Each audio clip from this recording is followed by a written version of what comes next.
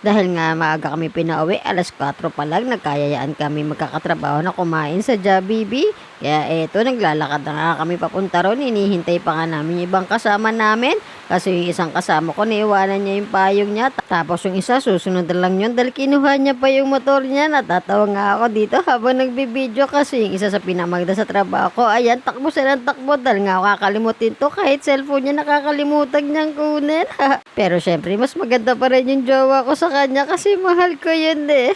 Dahil ang tatagal nga nilang lumakad, ayan, nauna na nga ako at binidyo ko na nga sila dahil kayo ng umaga bago ko pumasok nakita ko na nga itong bagong flavor ng chicken burger kaya dali-dali na nga ako pumasok at umorder na nga ako agad dito.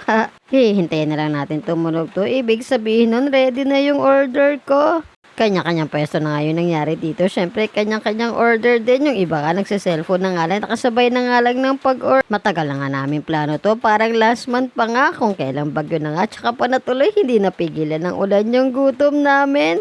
Minsan, masarap din stress reliever yung ganitong sama-sama kayo magkakatrabaho. Pero yung totoo, nagchichismisan lang naman kayo.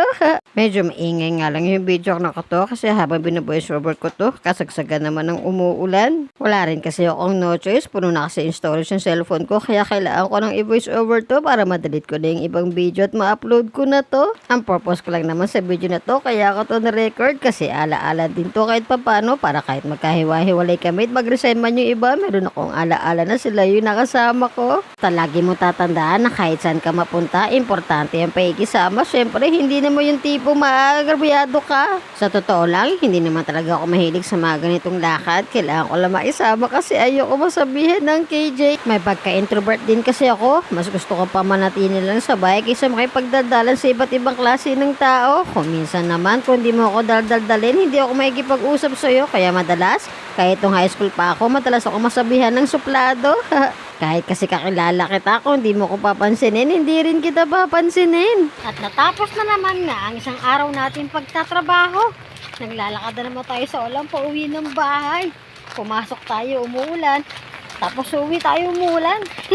Pag-uwi ko ng bahay dahil hindi pa nga nakapaglaba yung kapatid ko dahil mahulan nga yung panahon natin ngayon. Kinuha ko na nga yung maliit na washing machine doon sa kwarto ko. Tapos isinalang ko na nga lahat dito nung pumasok ko. Baka kasi pagdating ng Lunes wala na ako maisuot pagpasok. Buti na nga lang at busog pa ako kaya sabi ko sa nanay ko, mamaya na lang ako kakain. Pagkatapos ko maglaba, konti lang din naman to. Hindi naman to ganun karami kasi ilang araw ko pa lang naman to. Parang 4 na araw lang naman to. Madamit ko lang naman to pinapasok ko sa opisina ang lalaban ko. Buti na nga lang nakabili kami ng maliit na washing machine para may pagganto pagkakataon. May magagamit tayo. Ayun lang, salamat sa pagsama. Ako po si Miss Kael. Ingat po tayong lahat.